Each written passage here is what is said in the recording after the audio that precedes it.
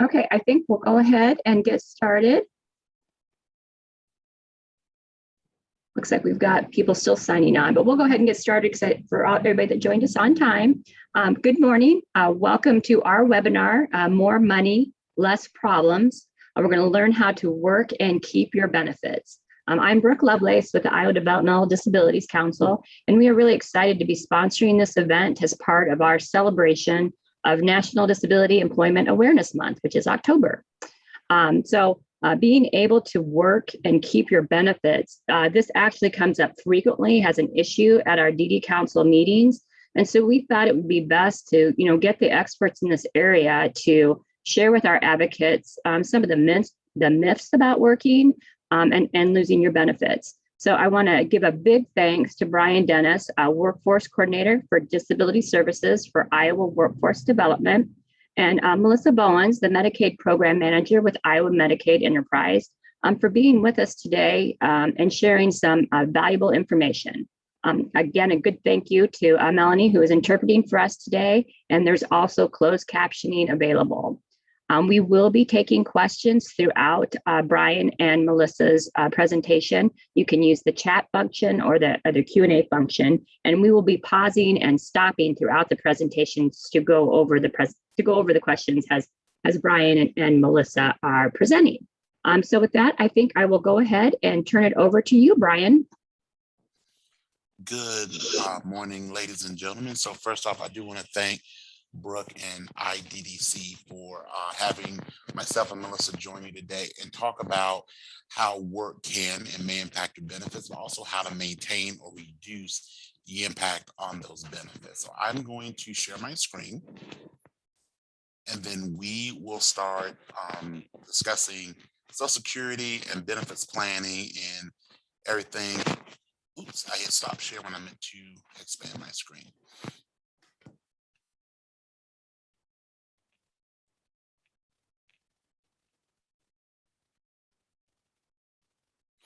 So just before I get started, can I get a quick check? Are folks seeing the full PowerPoint that says more money, fewer problems, the full screen PowerPoint?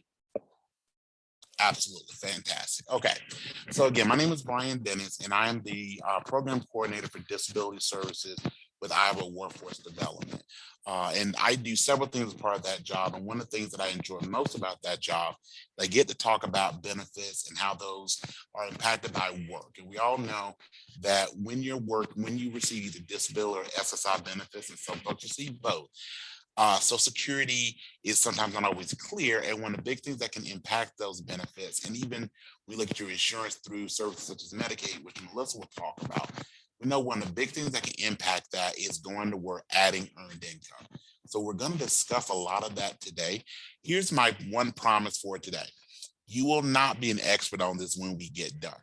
The goal of this presentation is not to make anyone an expert on this. My goal is to hopefully clarify some of the fuzziness around it, and also to always really support and really emphasize the need to work with the benefits planner. There are lots of benefits planners across the state of Iowa. You can access them through the Iowa Workforce Development Centers.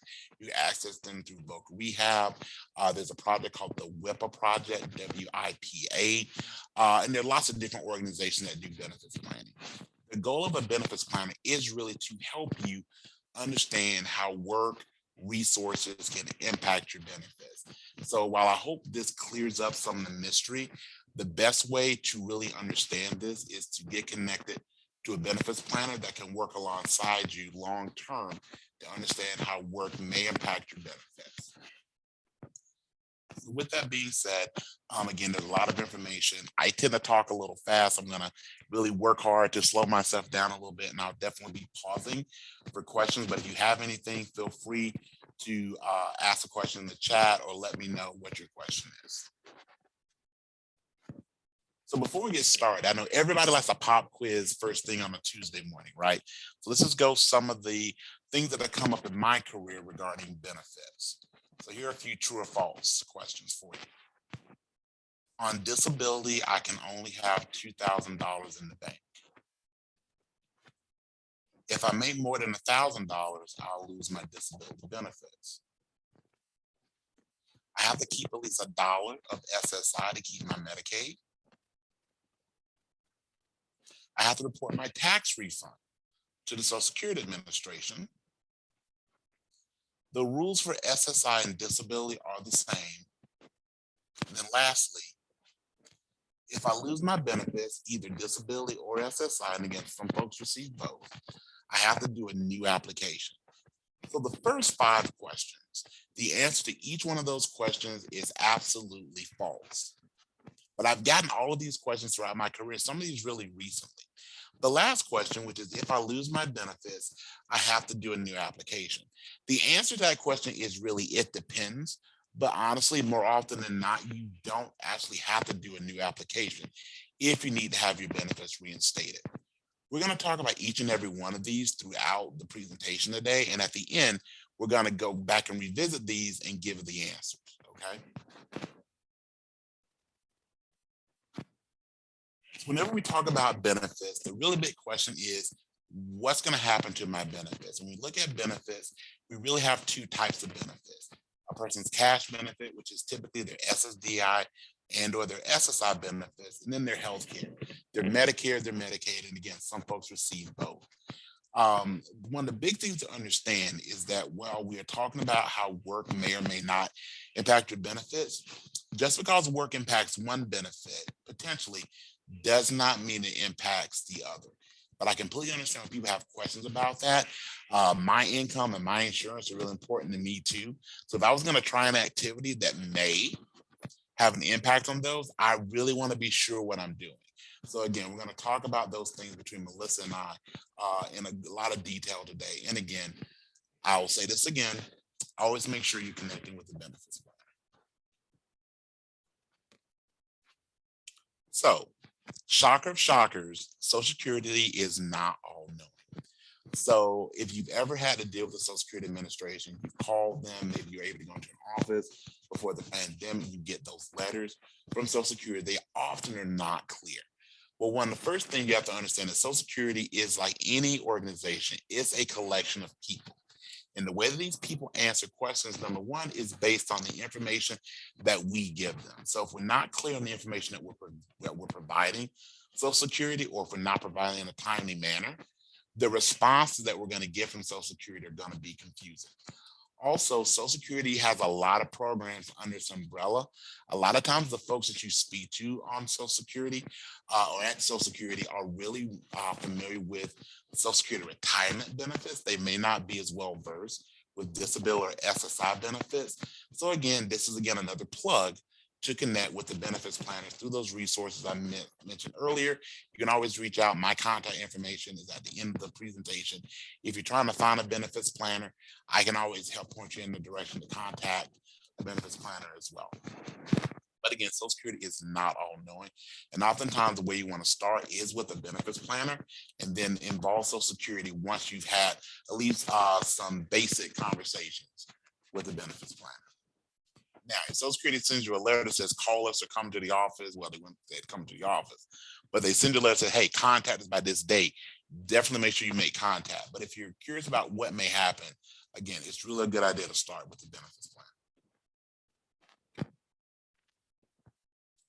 So before we get more into the details of everything, I just want to make sure that everyone is clear about the Social Security definition of experiencing or having a disability. So this is actually the definition of experiencing a disability from the Social Security rules. So it says the inability to engage in any substantial gainful activity by reason of any medically determinable physical or mental impairment, which can be expected to result in death, which has lasted or can be expected to last for a continuous period of not less than 12 months. That's a lot of words that probably doesn't tell you a thing about what Social Security means by experiencing a disability. Social Security works on what they call the economic model of disability, which basically means this. While yes, Social Security cares about the medical side of your disability, your diagnosis, your condition, whatever wording you want to use, that's going to come from a medical provider. The other piece that they really care about is your ability to work. And some people say, well, Social Security says I'm 100% permanently disabled. That really is not Social Security language. You may hear that we talk about workers' comp. You may hear that we talk about veterans benefits. But in the eyes of Social Security, the way that they look at a disability is, can a person be expected to be able to perform what they call substantial gainful activity? Substantial gainful activity, or SGA, means a person's ability to work enough to support themselves. And that last piece is the important part. So if a person is able to work, let's say 1 hour a month, that 1 hour a month is a job. That 1 hour a month is working. But most likely that 1 hour a month is not going to be enough money to support an individual.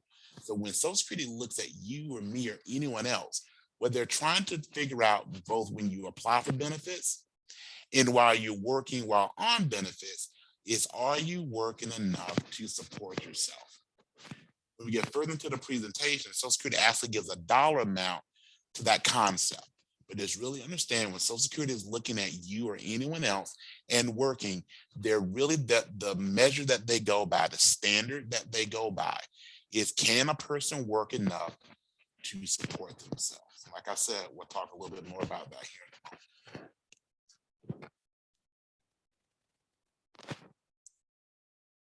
Believe it or not, Social Security actually wants individuals to go back to work. They truthfully do. So they build in lots of things that what are called work incentives, which are rules, policies, procedures that actually promote and make it more likely for a person to maintain or minimize the impact of work and their benefits. But that is where things sometimes get a little bit fuzzy. So that's what we're going to talk about today.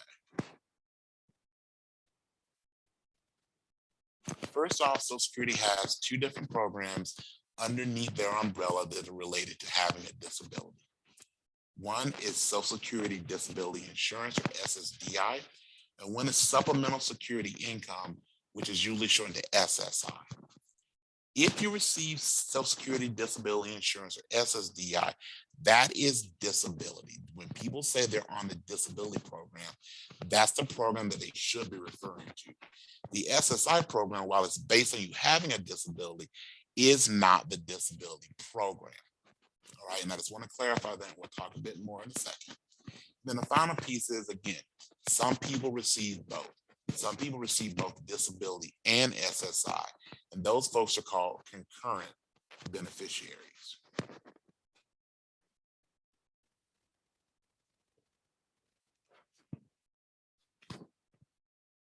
Here's the last thing I want to mention, then I'll pause for questions, is this. One of the most important things with understanding how work may or may not affect your benefits is understanding which benefit you're on. And again, sometimes disability is used as a catch-all term because, yes, I get funding because I have a disability. But again, you could be on the disability program or you could be on the SSI program. So here are just a few ways to understand which program you're on and the differences between them. First off, disability is an entitlement program based on a person having insured status. So for a person to receive disability benefits, first and foremost, the individual must either have worked themselves or be connected to someone that has worked enough to generate a benefit. So a person can draw a disability based on their own work record. They can draw based on a parent's work record, or they can draw based on a deceased spouse's work record. If a person receives disability, as you see on the slide, it says Title II.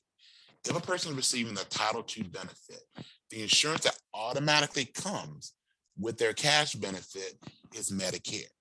Lots of people who are on disability also receive Medicaid, especially in the state of Iowa, but the automatic benefit you get by being on disability is Medicare. The amount that a person receives varies. So if a person previously worked as a custodian versus a person who previously worked as an attorney, most likely the person who previously worked as an attorney is going to get a higher disability benefit because their earnings were higher, which means that they were taxed at a higher rate.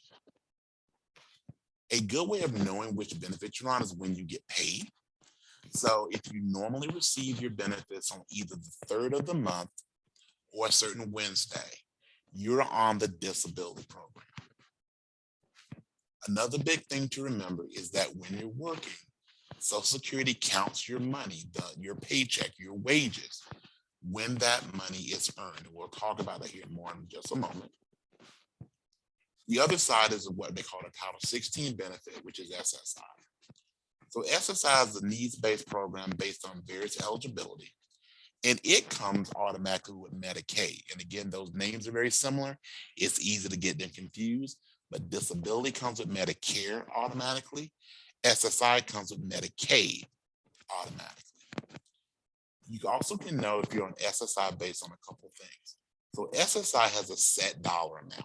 So if your benefit check is $794 on the dot, then you receive SSI. Also, if your benefit is less than $794, you are also receiving SSI, but that money may be being reduced for other reasons. SSI comes on the first of the month, or at least usually comes on the first of the month. And when you're working, you're on SSI, your wages are counted when they're received. So let's explain the difference really quickly. When you're working and you're on disability, what matters is when you earn the money, when you actually work. So for example, I'm working right now, but I'm not going to get paid today. In fact, my next paycheck will not come until the month of November. This is October. So if I'm on disability, Social Security would count the money that I'm making today as October money, even though the paycheck doesn't come in November. When I report my wages to Social Security, they're going to look at the pay stubs, the pay periods, and go, well, this is money that earned, some of this money was earned in October, some of this money is earned in November, so that's how they're going to apply it. When you're on the SSI program, days matter. So regardless of when you work, if you're on the SSI program, what matters is when you get paid. So again, to give the same example, I get paid next week. It's going to be in November. So if I'm on disability, Social Security is going to look at that pay stub and go, because of the pay dates, because of the pay periods, some of that money was October money, some of that money is going to be November money. If I'm on SSI, because I get paid in the month of November, they're going to say all of it is November money. This is completely manageable. This is one of the things that a benefits planner can help you in understanding how your money is going to be calculated, and they can help you with this. But I always think it's important just to mention that on disability, it's when you earn the money, so the days that you actually work. On SSI, it's when you receive the money, so when you actually get paid. So before I go on any further, any questions about what I've discussed so far? We did have just a question about being able to receive the copy of this PowerPoint, and Brian, and I think you're okay with this, and Melissa, if we go ahead and send that out to everybody. So everybody will get a copy of this PowerPoint, and we are also recording this, and so we'll send out the recording, and it will also be located on our website, the DD Council website. I'm not seeing any other questions right now. Okay, perfect.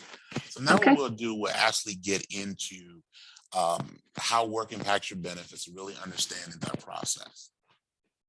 So the first benefit we're going to talk about is disability. And the first thing about disability is understanding this. Disability is an all or nothing program. So what that means is this. If a person is on disability and they're working, they will always be in one of these two situations. Either they're working and receiving all of their disability benefit plus all of their paychecks. Let's say a person gets $1,000 in disability. If that person gets a job, that person either will continue to receive the $1,000 in disability plus all of their wages, or they will only receive their wages. That is how disability works. And we'll talk a bit more about how you know which situation that you're in. When you're on disability and working, you really go through three phases. One's called the trial work period, one's called the extended period of eligibility, and one is called expedited reinstatement. So before we go any further, I want to apologize. Social Security gives things very, very long names. So that's why we use a lot of initials and alphabet soup when talking about benefits, but I'll try and make sure that everyone is clear about what each one of these phases are. So here's the first phase. The first phase is what's called a trial work period. And a trial work period works a lot like it sounds. So when a person is in their trial work period, this is a period of time that Social Security wants an individual to try working. So in a trial work period, there is no maximum amount of money that a person can make that will impact their benefits. So every person that is on the disability benefit, when they start working, you actually start off in the trial work period. So whether you start working, let's say a year after getting on disability, or you start working 15 years after getting on disability, whenever you start working, you start off in that first phase, which is the trial work period.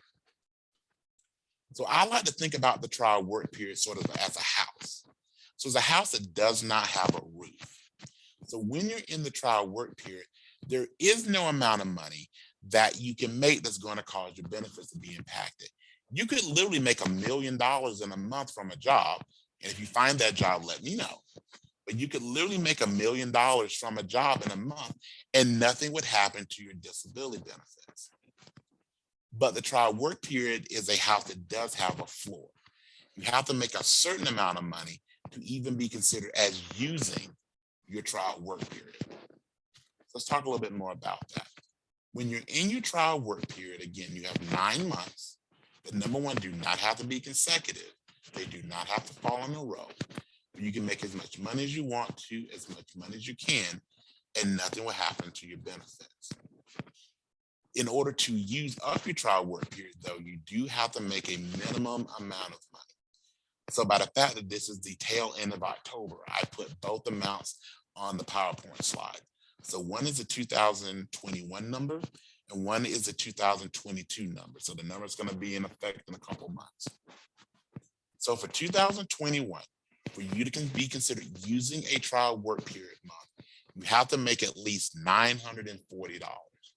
Now, this is where people ask me, does Social Security count the money before or after taxes? And Social Security typically counts the money before taxes, so they count your gross. I also want to say Social Security, I like to say, has a really big butt. So for all these rules I'm going to discuss with you, there may be a weird circumstance that comes up, which is why you should be working with a benefits planner. But generally, Social Security counts the money before taxes. So if a person is in their trial work period and they're making at least $940, then what happens is they use a month. If they're not making at least $940, they don't use a month.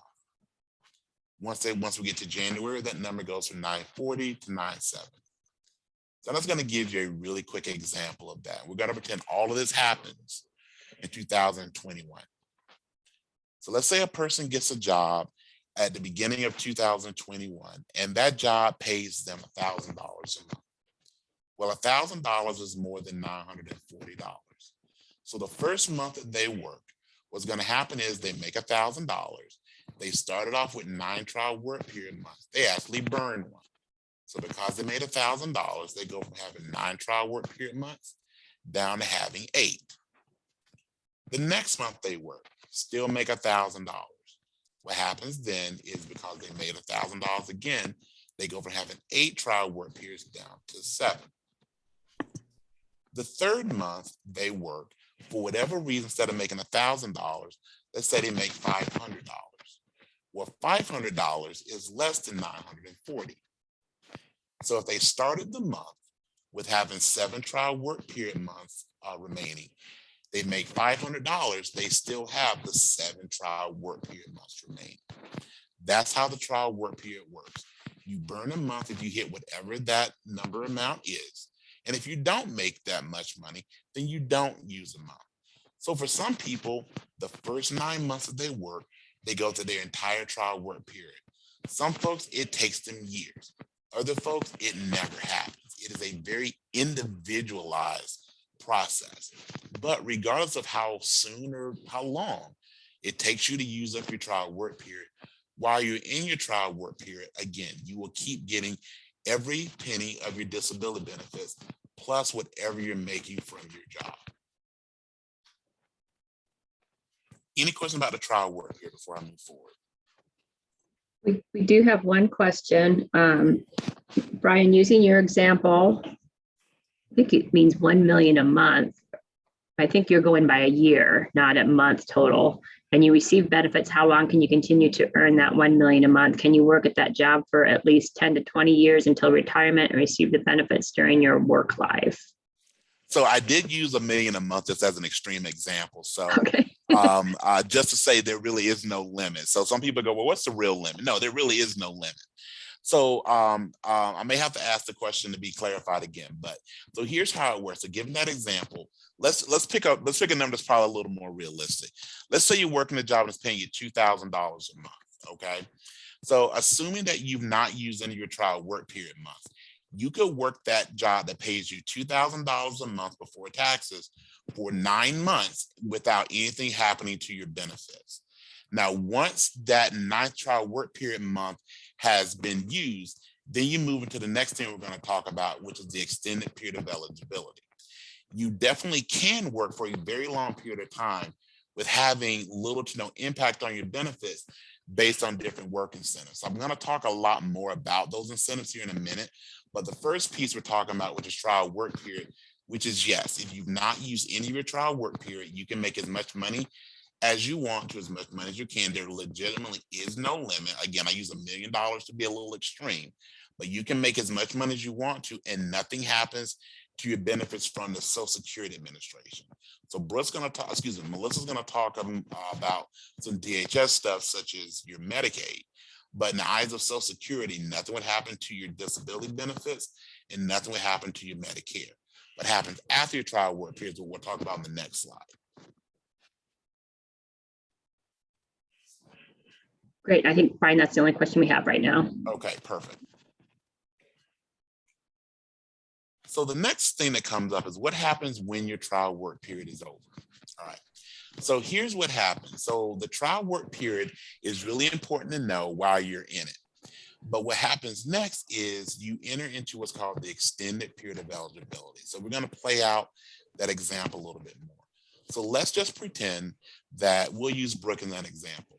So let's say Brooke has been working at her job, and the last month that she uses her trial work period is the month of March. So March of 2021, Brooke had her 9th trial work period.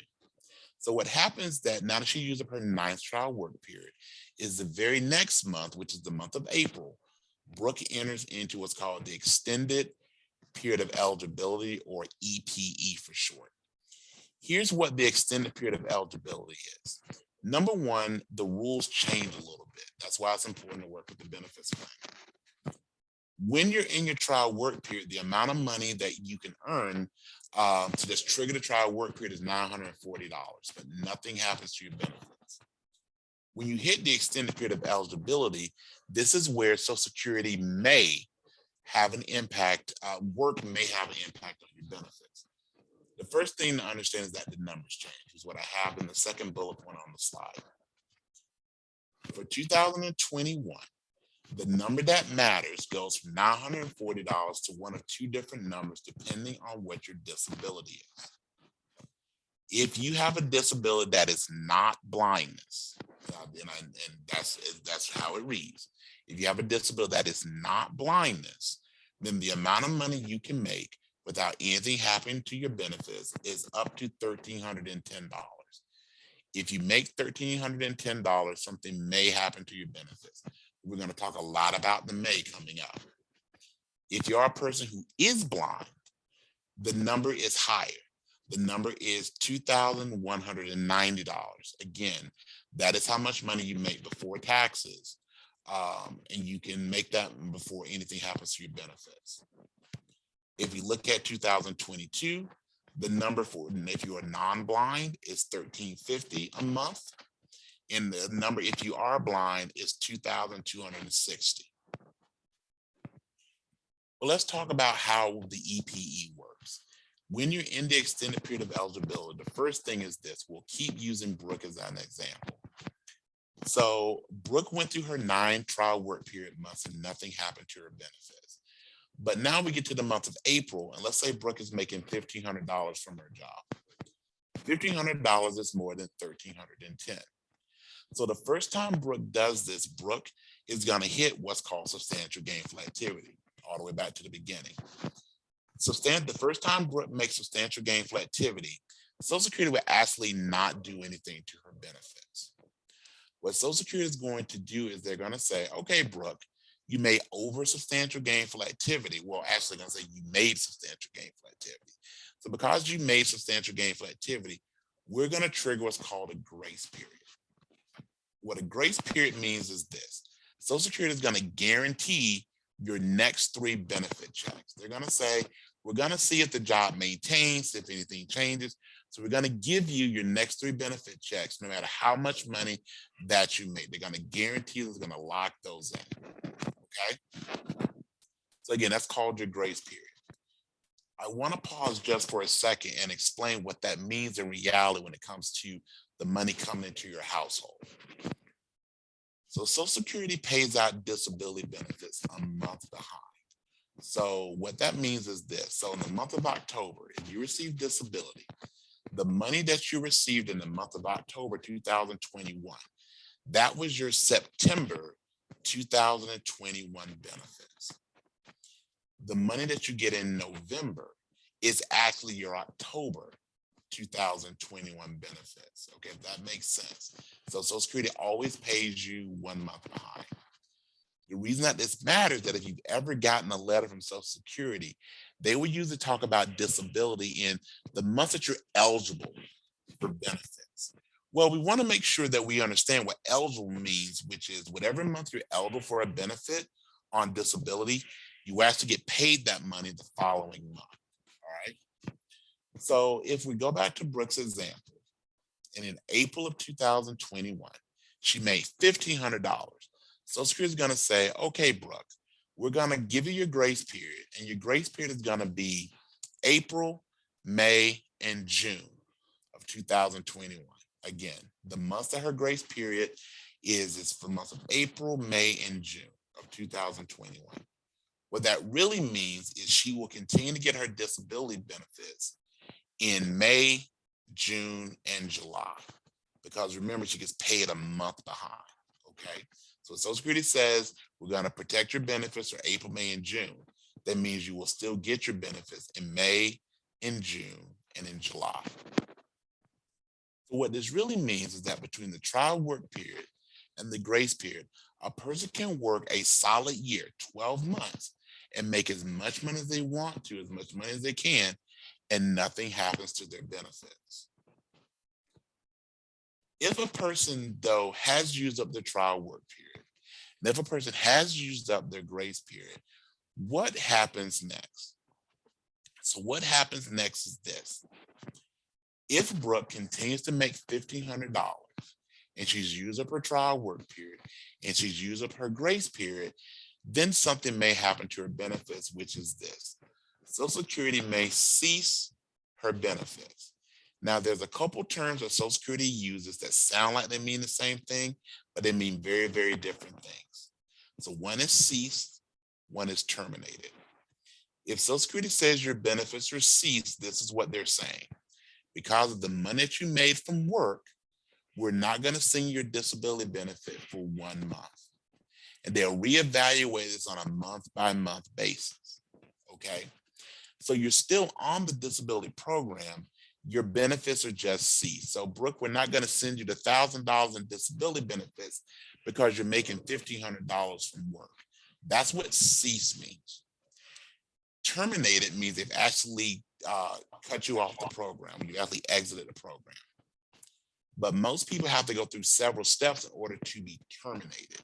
What can happen, though, is you can be ceased, and it's going to feel like you're terminated. I completely understand that because the benefit stops coming in, but there are lots of ways to even work around the potential to being ceased. But I do want to explain just really quickly that there's a difference between being ceased and terminated, even though they may look like they mean the same thing. Even if you're ceased, and we're going to talk about some other work incentives that can prevent being ceased, but even if you are ceased, your Medicare continues, and oftentimes your Medicaid continues. By the way, if you are in cease status, if your earnings changes, then you get reinstated automatically. There is no paperwork. It's just you continue to report your benefits. So if Brooke starts earning less than substantial gainful activity while she's in this extended period of eligibility, her benefits come back automatically. All she has to do is report those wages to Social Security. I'm going to pause again for any questions we may have. And again, you can enter your questions into the Q&A function or the chat function. I'm currently right now, Brian, not seeing any. Looks like Maureen has her hand raised. Yep, I do see that now. Okay, and it may have said another person. So Maureen, if you're able to unmute, do you have a question you'd like to ask?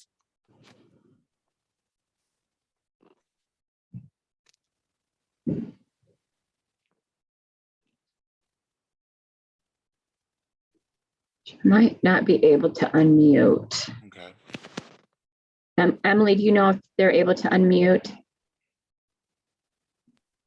Oh, she said she hit the wrong button. Okay. All right. So hearing no additional question, I'm going to go ahead and move forward a little bit. All right. So the last thing I want to talk about before we talk about some ways to really minimize your accountable earnings and as a Social Security is what happens if Social Security actually terminates you. And again, there are lots of steps to get terminated from Social Security. But here's how it works. If you actually have been terminated from your Social Security benefits because of work, one of the first things you have is a safety net called Expedited Reinstatement, or EXR. So here's what Expedited Reinstatement is.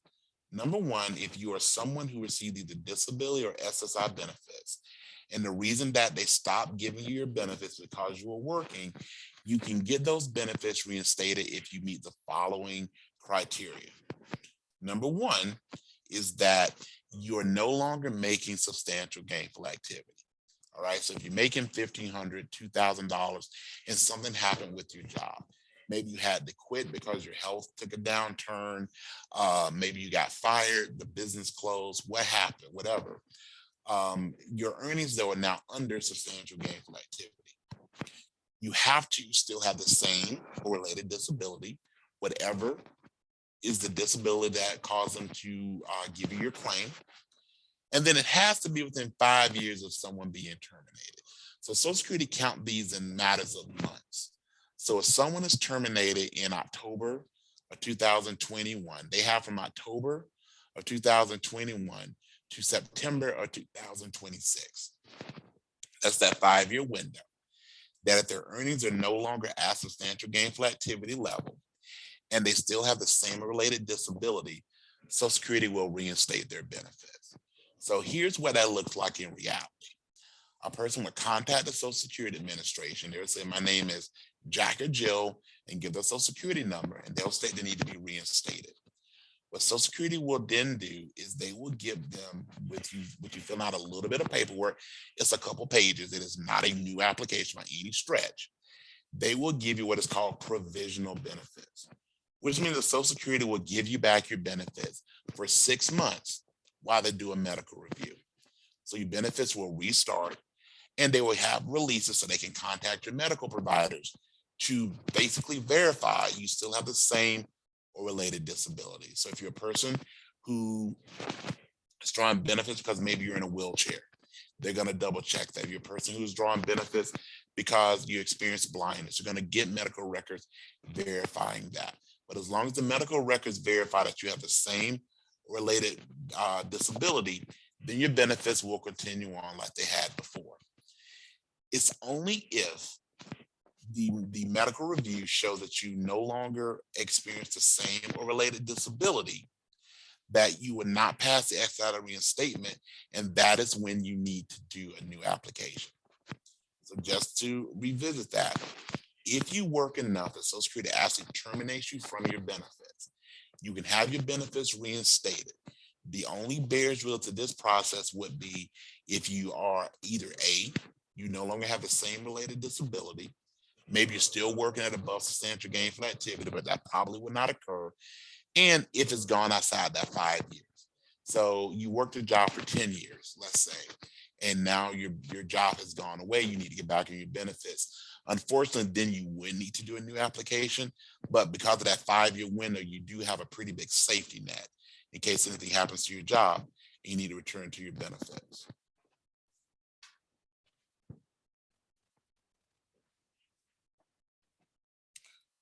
A couple things I'm going to mention, then we'll move on to the SSI benefit, is the idea of how does Social Security count your earnings, or ways to minimize your countable earnings from Social Security. So Social Security has lots of different work incentives that go, even though Brooke or anyone else is making this amount of money, maybe we shouldn't be counting all of the money that they're receiving. One of the big ones that Social Security has is what's called an IRWE, or an impairment-related work expense. What an impairment-related work expense is, where you can get a dollar-for-dollar deduction on anything that you're paying out of pocket for regarding your health care. So you see on the screen, there's a list of these: supported employment services, attendant care services, special transportation, medical equipment, counseling, medications, work equipment, things of that nature you can count as an IRWE. So if Brooke is making $1,500 from her job, but between going to the pharmacist and maybe a couple of doctor's appointments, Brooke spends $200 out of her pocket. This is what Social Security is going to say: Brooke did not really earn $1,500. Yes, she got paid $1,500, but once we subtract her bills from the pharmacy, from the doctor's appointments, she didn't really get $1,500. She got $1,300. That's what $1,500 minus $200 is going to give us. If that's the case, $1,300 is less than $1,310. Brooke would maintain her benefits. To qualify for an IRWE, it's really simple. When you turn in your wages to Social Security, you also turn in your receipts. Okay, I paid this much to X pharmacy, or this much to this doctor, and Social Security would do the math. And again, if it brings it under whatever substantial gainful activity is, then you would maintain your benefits. A couple other things that people can do is, even if you're not having IRWEs, or not enough IRWEs to reduce your earnings, a lot of people work in situations that are called either subsidies or special conditions. What a subsidy is if a person receives extra help on their job from, let's say, their employer, or they have a job that maybe has been customized, or the parts of their job that they don't do. This, again, does not impact how much money you actually get paid. But if a person is working at a job, and because of their disability, the employer doesn't have them do certain aspects of that job, if the employer provides a statement saying that, no, Jack or Jill does about 10% of their job we don't have them do. So that means you earn, in quotation marks, 9% of your income. With this letter, you turn in to Social Security. Social Security will then adjust your countable wages. So they won't count 100% of what you earn. They'll count 90% or 70%, or whatever it is from the letter from the employer. Also, if you receive additional assistance from a organization, that can be called what's called a special condition. The best example of a special condition is if you receive job coaching. So if you receive any type of job coaching, you can actually deduct the value of that job coaching from your monthly earnings. Now, this gets a little into the weeds. I'll be brief, but this is where, again, we want to contact the benefits planner, or let me know if you have any questions. But this would basically be how a special condition works. However much money that you make per hour, that and how versus however many hours you get in job coaching, Social Security will let you count that. So if you work a job where you make $12 an hour, and then you get, let's say, 20 hours of job coaching in a month, what Social Security is going to do is say, we're going to take the $12 an hour that a person makes times the 20 hours of job coaching they got in that month. So 12 times 20 is the amount of money. I believe that's $240. They're going to say, we're going to subtract $240 from a person's earnings. And if we do that, then again, that may bring a person down under substantial gainful activities. Subsidies and special conditions are two of my favorite work incentives. They also can be really impactful. If you have any questions about these, definitely feel free to contact the benefits planner, or feel free to reach out to me. And again, my information is at the tail end of the presentation. And we do have a couple of questions, Brian, if we can stop Fantastic. for a second for Absolutely. those. Okay. At the time of EPE, is the person still able to be reinstated into benefits if they stop working? So when you're on your EPE, yes. So if you're in the extended period of eligibility, I will go back to that slide. If you're in the extended period of eligibility, yes, if you are working to a point that, let's say you get ceased, so they stop giving your benefits because you're making over substantial gainful activity. If that job either stops or honestly, if it reduces, so I want to make sure people are clear. It's not that you have to stop working, but if something changed with your job. So Brooke was making $1,500 and now she's making $1,000. Brooke then needs to just report her new wages to the Social Security Administration and her benefits will be reinstated automatically if you're in the extended period of eligibility. If you've actually been terminated from Social Security, that is where you do the steps for expedited reinstatement. But if you've only been ceased from Social Security, then yes, all you have to do is show that your wages have changed, and then you can get your benefits reinstated. Or if you do one of the work incentives I just talked about and submit that to Social Security, when they do the recalculation of your accountable earnings, then they can reinstate your benefits as well. Next question, is there a source of information anyone can go to learn when the earning income limit is increased for SSDI? Where is that stored? Yes, it's stored on the Social Security website. One of the great things that Social Security does do is they make a lot of their stuff accessible online, especially via Google.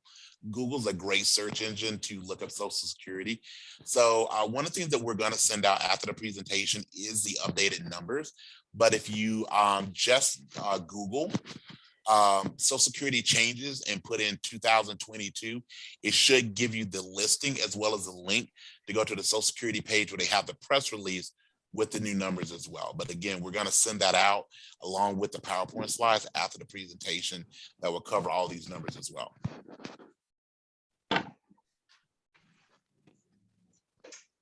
And that's all the questions we have right now, Brian. All right. Last thing, and I'm checking the time, I want to make sure I give Melissa plenty of time, is the last thing, which is this. Even if a person works enough that they work themselves off of disability benefits, they do continue to get their Medicare, the red, white, and blue card. So if a person works themselves off of benefits, they can continue to get their Medicare for at least 93 additional months. And those 93 months in real time come out to 7 years and 9 months. All right. So that's what, again, I want to remind people that even if something happens to your cash benefits, which I hope we'll learn that there very well may not be an impact on your cash benefit. But even if your cash benefits are affected, you can definitely maintain your health insurance. All right. I'll just do a quick check-in on questions before we move on to the SSI benefits. One more, is self-employment income different and will that be provided? Self-employment is different, and that can be a whole another training. But let me just give you the quick version of self-employment.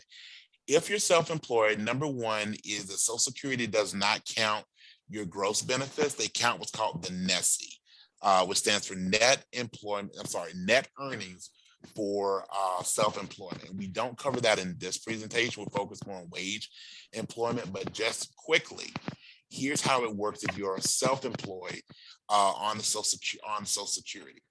What Social Security looks at is what is the take-home pay you have after, number one, you figure out your own expenditures. So if you're paying for supplies, vendors, anything like that, so look at the net.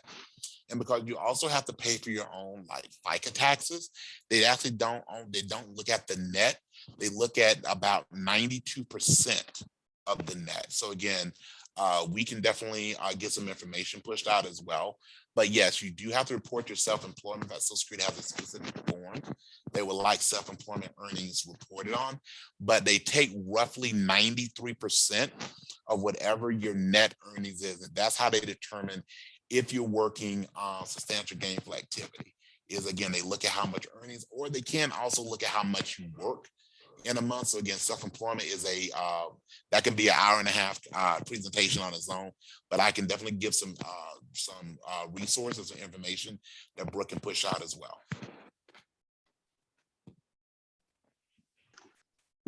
Looks like all the questions for right now, Brian. Okay, wonderful. All right.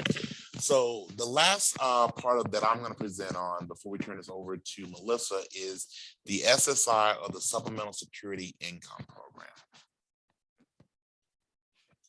So one of the first things to understand about SSI, and again, this is the benefit that you get on the first of the month, is that SSI is a needs-based program. So the reason that individuals get SSI versus disability is that they've not worked enough to qualify for a disability payment.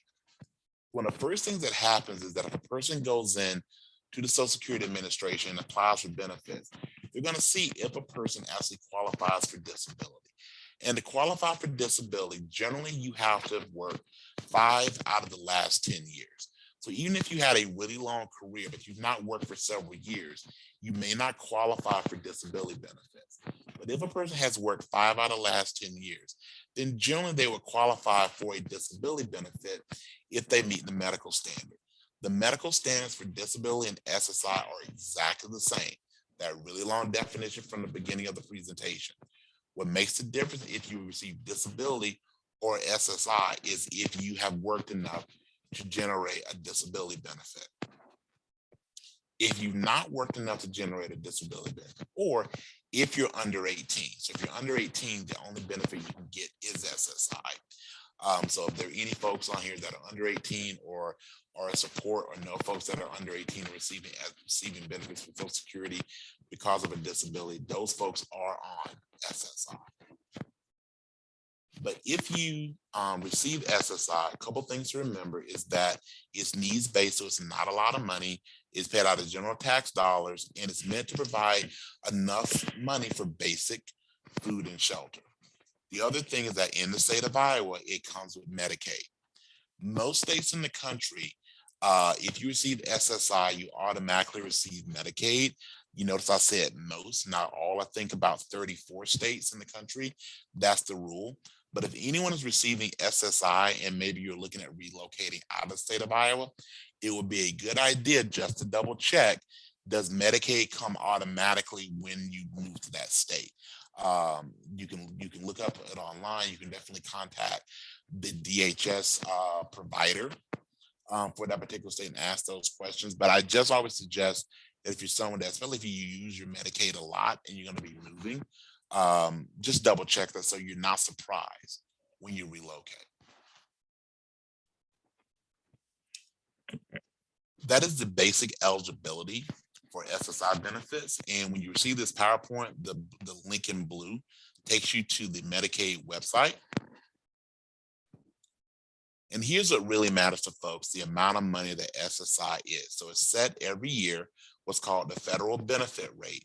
And for 2021, the federal benefit rate is $794 if you are a single person.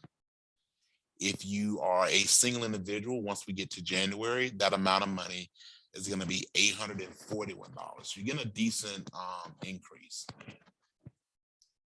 The bottom bullet is if you're an eligible couple. And what an eligible couple is that if two people that both receive SSI, and it is very specific, both individuals receive SSI and they live as a couple, then instead of one person getting $794 and the other part of the couple getting $794, what happens is together they bring in $1191. So some people say that Social Security has a marriage penalty. That's not the language that I use, but it is important to understand that if you're on SSI and you are considering marrying someone else who is on SSI, it very well will have an impact on your benefits. Also, you don't necessarily have to get married to be considered an eligible couple.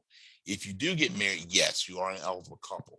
But even if you are living as an eligible couple, so both your names are on a lease or a mortgage, you share bank accounts, things of that nature, Social Security could deem that you are living as a married couple. That's why it's not called the marriage couple rule, it's the eligible couple rule. So again, you just want to make sure that you understand these rules. Again, I don't tell anyone not to get married, not to be with their significant other, but it is a dollars and cents game out there. So just understand that if you're deemed an eligible couple, there is a financial impact.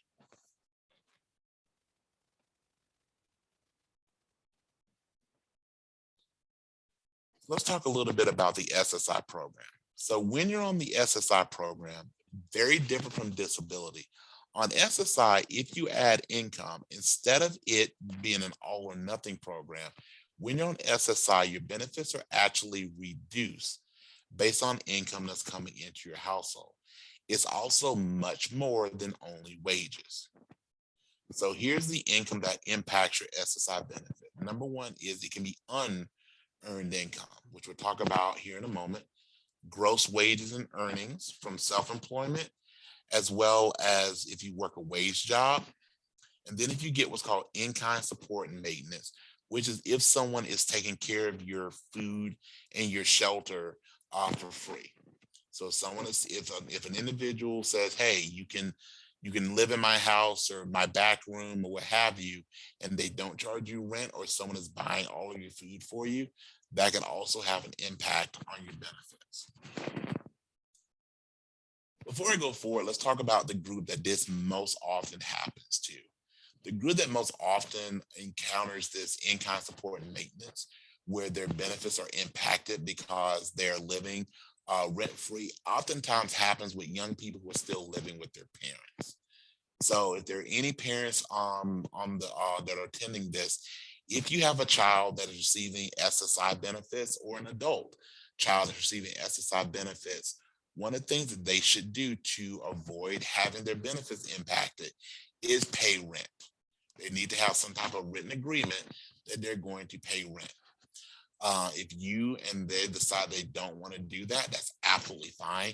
But it's understand that you need to make sure that Social Security is aware of this so that their benefits can be reduced. If not, what's going to happen is Social Security will eventually find out about it, and you're going to have potentially a fairly large back payment. So again, if you're going to be living someplace, you need to pay rent.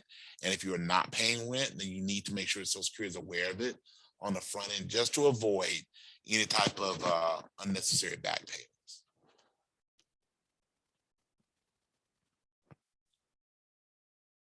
So here's the unearned income that can impact SSI. And let me say this, if you're on disability, none of these apply to you. This is only SSI.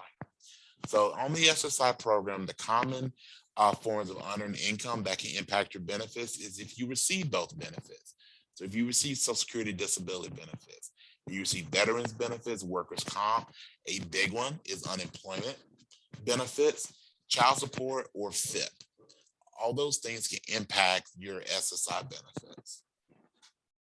Because I work for workforce development, I always like to point out that while unemployment can affect benefits like SSI, SSI or disability does not impact your unemployment benefits. So again, unemployment does not impact disability, but it does impact SSI. And SSI and disability do not impact unemployment. I know it's kind of a tricky statement there, but I hope that's clear. Again, Social Security benefits do not impact unemployment, but unemployment can affect the SSI benefit.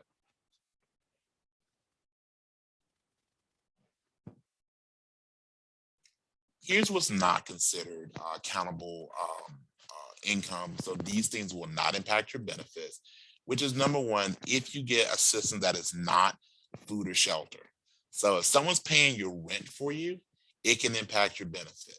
If someone's paying your cell phone bill for you, it does not impact your benefit because it's not food, it's not shelter. Here are common examples of things that, again, do not impact your benefits. If you're getting housing assistance, so a organization is helping you with your rent. So if you're on Section 8 or public housing, you're paying the portion of the rent that that program requires you to pay. So that does not impact your benefits. Income taxes do not have to be reported, so they do not impact your benefit. Proceeds from a loan, payments of a bill, again, that is not food or shelter, the cell phone example. And again, if someone also buys your clothing. So it's getting cold now. So if someone buys you a winter coat, that is not something that will impact your SSI benefits.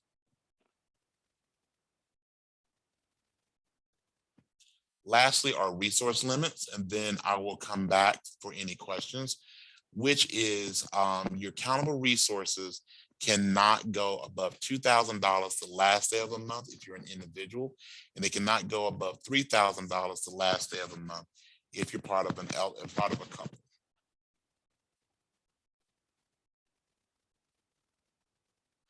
Finishing up on SSI, which is this. Now, actually, let's go to the math formula because I think it'll make this clear. When you're on the SSI program and you're working, the first thing that happens is Social Security does not count the first $20 you make in any given month based on, it doesn't matter where the money comes from. Also, if you're working, Social Security does not count the next $65. So here's a quick example just to make this clear. Let's say a person is on SSI and they're making $885. This makes my math easy. If a person's making at least $885, here's what Social Security will do. If a person is on SSI and they're working, they can make $85 in a given month and nothing will happen to their benefits. So if a person has $885 coming in, Social Security would not count the first $85, at least it's $800. After they do those deductions, what happens next is the countable income is cut in half. So half of $800 is $400. What Social Security will then do is if the countable earnings now are $400, they will reduce your SSI benefits by the $400. So if you were having $794 come in, they're going to reduce your benefits from $794 to $394. This is where a lot of people get really nervous because their benefits went down. But here's the deal with SSI. On the SSI program, if you obtain and maintain a job, so if you get a job and you keep a job, you always have more money. And the reason you always have more money is this. While Social Security will reduce your SSI benefits, if you maintain a job, once you add the job and even the reduced SSI benefits, you have more money.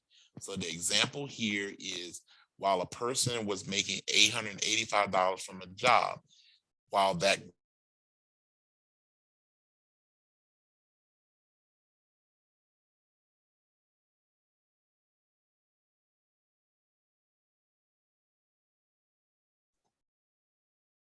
Brian, did we lose you?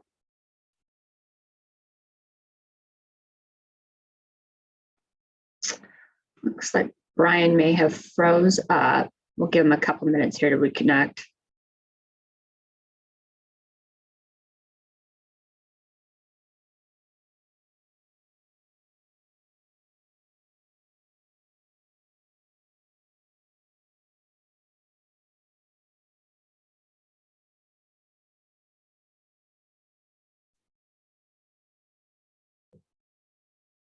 No, we've lost him. Just a second here.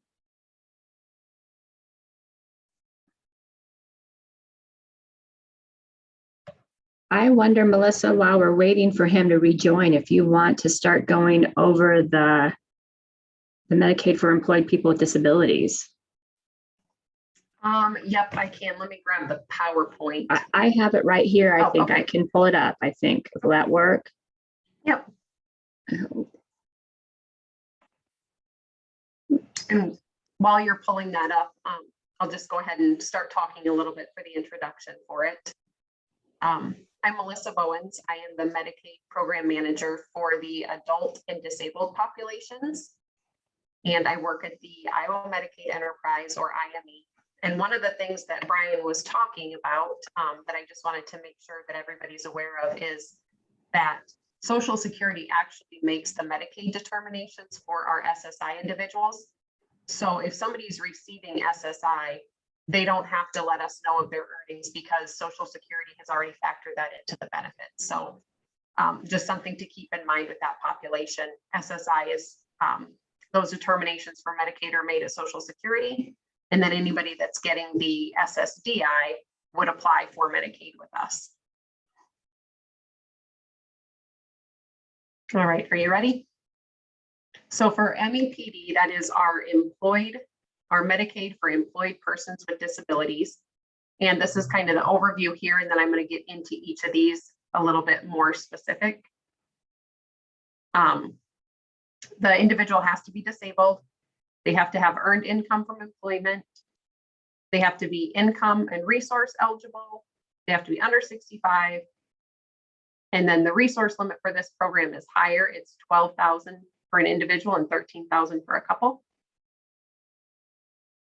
And then the next slide.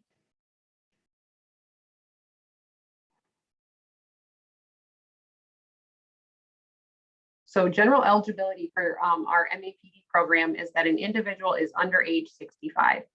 We also require that they are disabled based on Social Security criteria. For that, individuals can either apply through Social Security to get that disability determination, which we would initially require. However, if you've applied for Social Security disability and you have been denied for your earnings or the substantial gainful activity that Brian was talking about, meaning you've earned too much money, so they have denied your disability based on that. Or if you have been self-employed and you don't have enough work history to qualify for a disability, we can go ahead and look at doing a state disability determination on those folks. Now with that, with a state disability determination, the only thing that that is used for is to determine eligibility for the Medicaid programs. There is no financial benefit that comes with getting a state disability determination. And so it's always in the individual's best interest to apply through Social Security so that they can get that financial benefit as well. Next slide.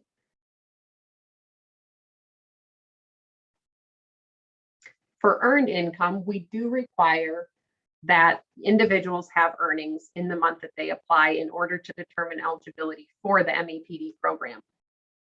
So you have to have earned income in the month of application. Once we have been able to approve MEPD for you because you have earnings and your income is below the criteria, if something were to happen and say you were not able to keep working because of a medical condition or you lost your job or whatever, there is a 6-month intent to return period that we can apply. So you would contact your worker and let them know that you're unable to work. And as long as you agree to get a job within 6 months, we can go ahead and keep you on MEPD for that duration of that 6 months. And so sometimes we'll have people that'll be on for a while and then they'll have a break in employment for 6 months. And then as long as they get that job back by the end of the 6 months, they can stay on that program. For earned income, we do require that you either submit your pay stubs to us, or if you're self-employed, you would have to provide proof like a ledger or something that you would keep to show that you're keeping track of your earnings. But there's no requirement for how much you need to make each month or anything like that. It's just that you have employment and you have earnings each month and you meet that qualification for the earned income for the MEPD program. Next slide.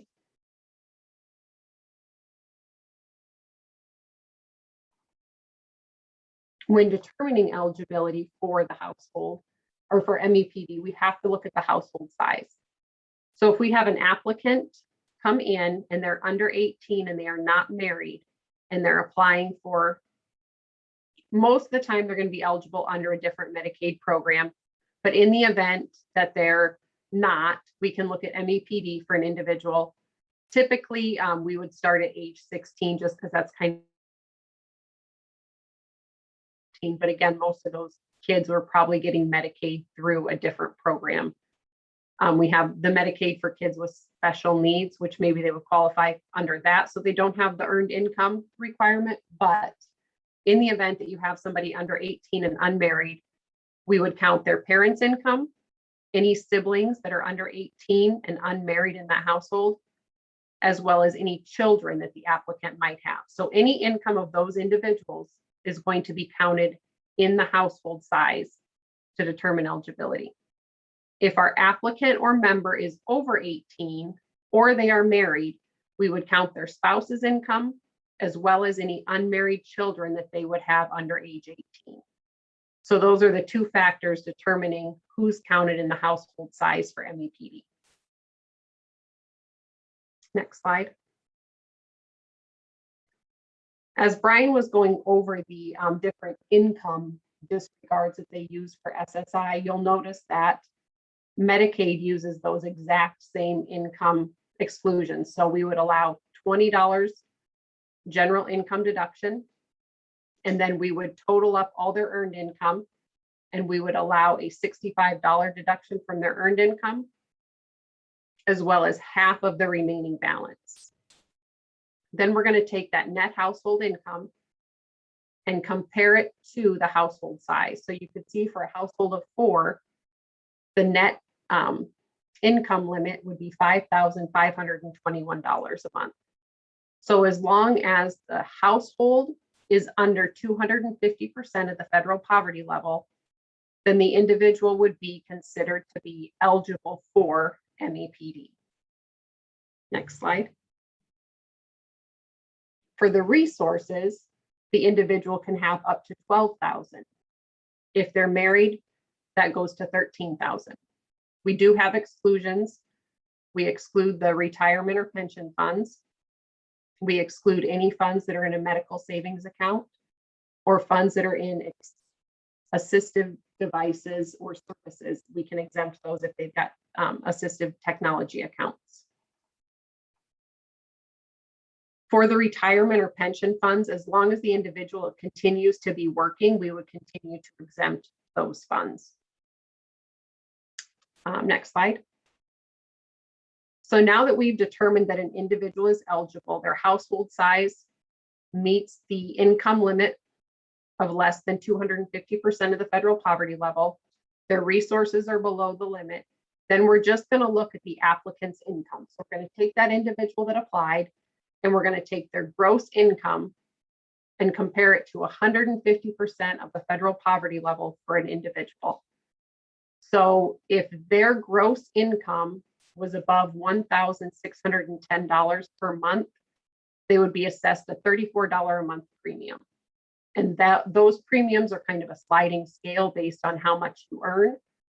But depending on, you'll see that there are individuals that could be eligible with $13,000 a month. It just depends on your household size. It has to balance out between the net household income is compared to 250%, whereas the individual's gross income for the premium is compared to 150%. Next slide. And this one, for anybody that's working, helping anyone with MEPD, I can't stress this enough. We send the billing statements out and they have a due date of the 14th of the month. So every month by the 14th, you need to ensure that your MEPD premium is paid. If it's not, we have a cycle that runs and we'll cancel their Medicaid on the 15th of the month. So then they are not going to have Medicaid until they get that premium paid. So what we always advise is individuals can pay 1 month ahead, so that way, if you have a doctor's appointment on the 1st of the month line, if you've paid a month ahead, you're always going to show that you have active Medicaid. If you wait and say you submitted your payment to us on the 1st, but you also have that doctor's appointment on the 1st, when the doctor's office calls that verification line, you're not going to show active as having Medicaid because that premium has not been received. So it's really important that they can pay that a month in advance, and then they're going to show full Medicaid the 1st of every month.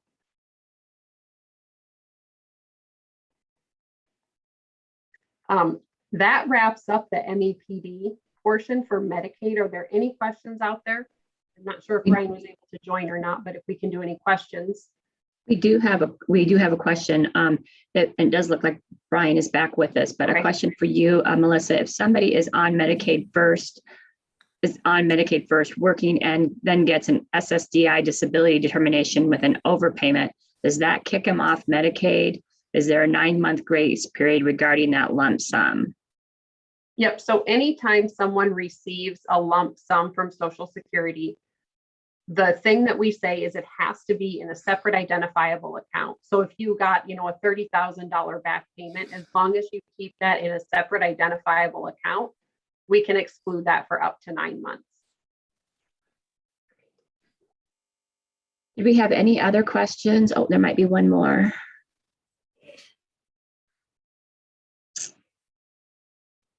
Adult son lives in a group home, recently qualified for SSDI. We are both retired on SS. Our benefits were significantly reduced due to household limit. Explain, please. And that might be a Brian question. Yeah, I don't think that's a Medicaid one because I'll let Brian take that one.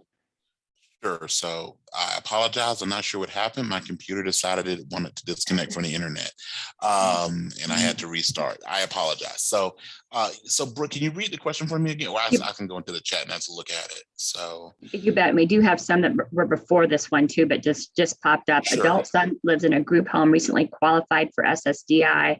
We are both retired and on SSI. I assume our benefit, or just on Social Security, our benefits were significantly reduced due to household limit. Explain.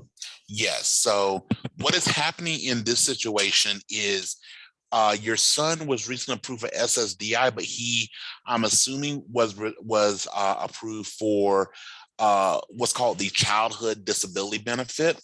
And so here's the way it works. So when a person has a disability and they apply for Social Security disability benefits, they can either qualify on their own record or they can qualify based on a parent's work record. If the parent has either passed away, the parent is on disability, or the parent is on retirement. And reading from this note from John and Joan, they are saying that they're both, I'm assuming, both retired and on Social Security retirement. So what happens is there truthfully is what's called a household limit, which is the maximum amount of benefits that can be paid on a household. So when your son qualified for disability through the childhood disability benefit, he began to absorb some of that household limit. So unfortunately, that is why your benefits were reduced. But that is what's happened here is, and that's a little unusual.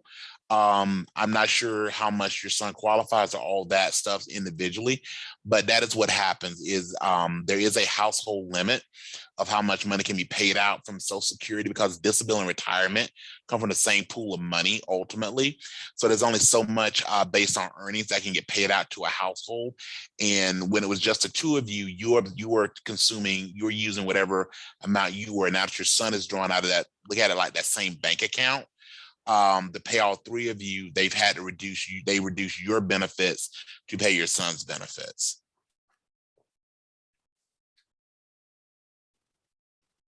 It does look, we have one more question for Melissa, and then we'll get to another one that we had for you, Sure. Brian. I'm assuming, Melissa, this one's to you, but are the IABLE accounts exempt from the resource limits? I'm assuming is what that is for MEPD.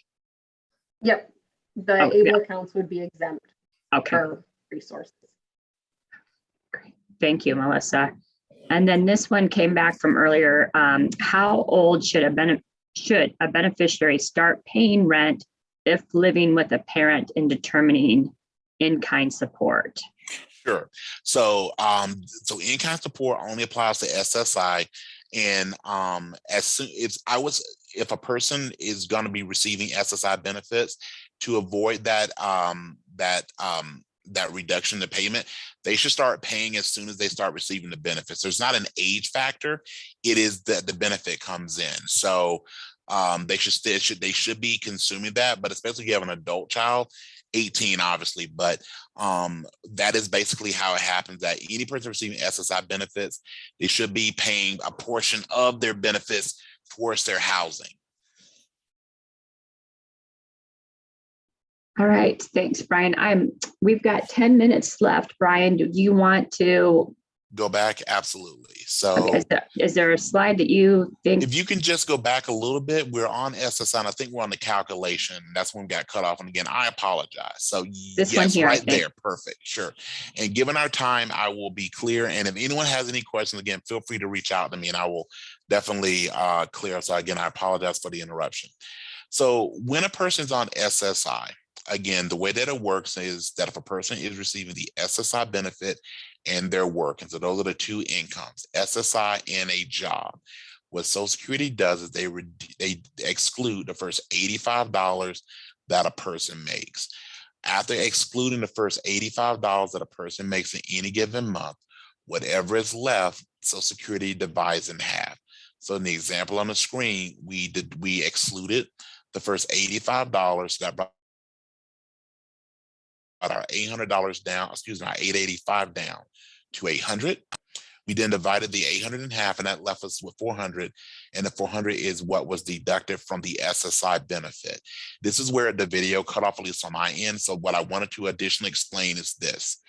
While Social Security does reduce a person's SSI benefit, you need to understand the timelines that their benefits are reduced by. So SSI benefits are paid out on the first of the month. So what winds up happening is it is very difficult to report your wages to Social Security so they know how much to reduce your benefits by and have that deduction calculated to become effective the first of the following month.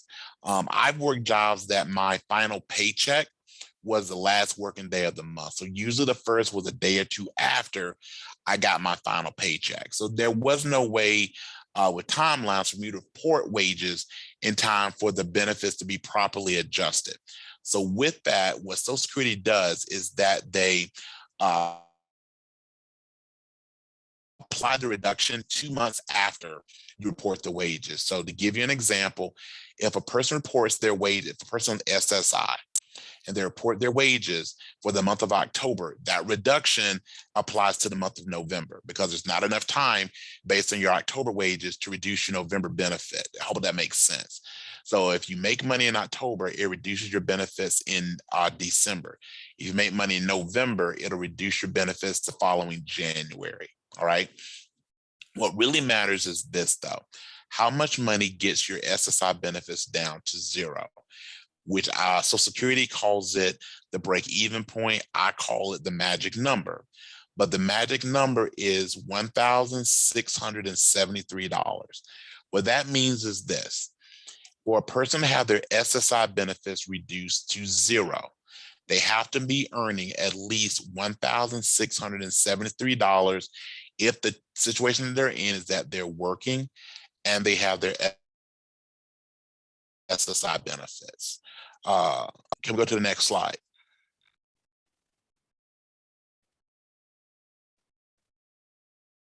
So what does that mean if your SSI benefits are reduced to zero? So the way Social Security applies the rule is that a person to be terminated from the SSI benefits, they have to go 12 consecutive months of getting zero SSI benefits.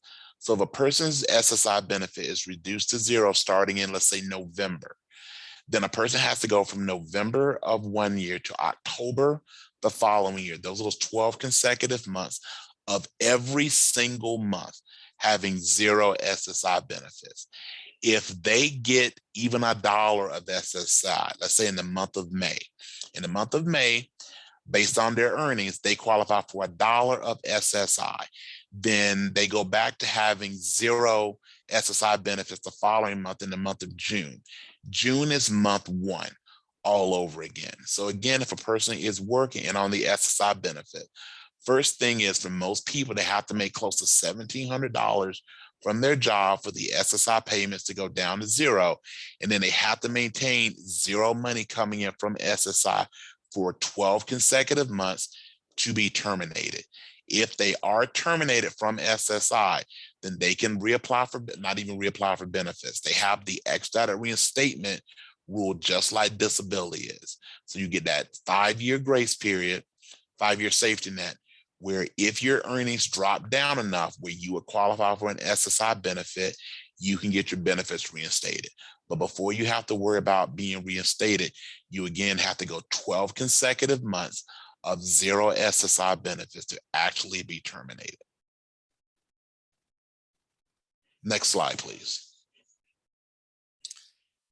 These are additional work incentives that I won't go into because of time, but I would suggest if you would like to know more about these, feel free to contact myself or a benefits planner, but these are different things that you can utilize. We talked about ERWIs earlier, which is that dollar for dollar deduction.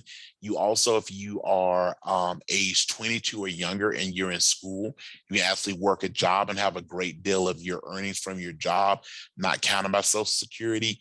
There are additional work expenses that you can do if you're blind. And what's called a pass plan is how you can actually, if you're needing to save money for a expenditure that's going to help you with your independence, such as going to school, getting a job, buying software, technology, things of that nature, you actually write up a plan where Social Security will let you save money and also not count certain money from a job as long as you're saving it towards a specific reason that they call a pass plan. Third paychecks. This is where I'll kind of close up and leave time for questions. So a lot of times people ask me, what happens in a month that I get a third paycheck? It really depends on the benefit. So if you're on disability, remember back at the beginning, disability is a benefit that pays you when you are, I'll let Brooke go,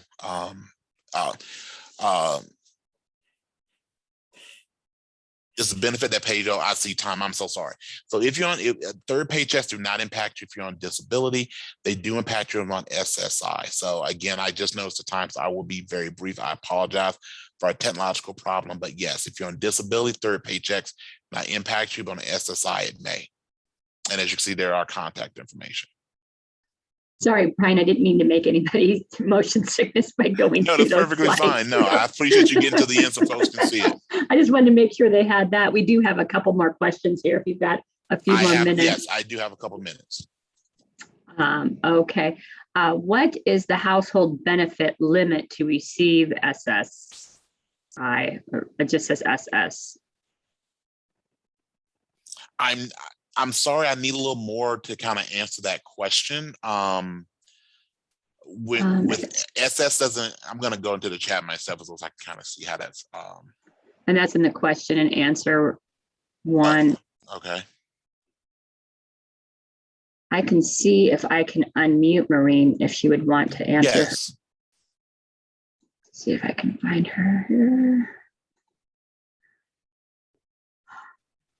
Oops. Maureen, I'm going to allow you to talk so you can ask your question.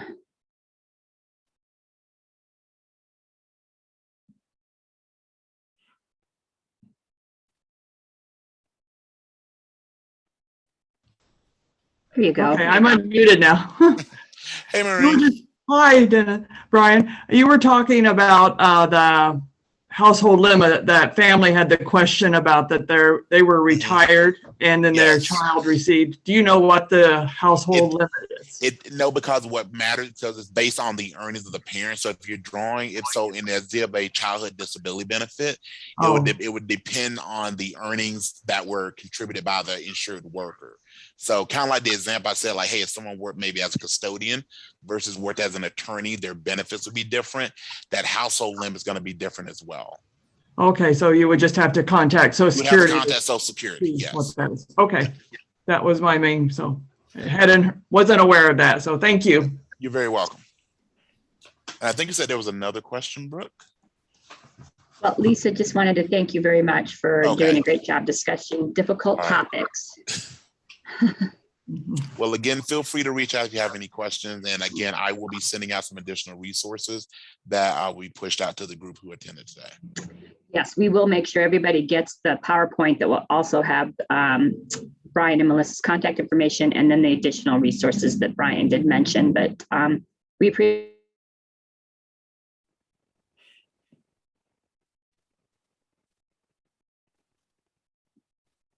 Have a good rest of your day.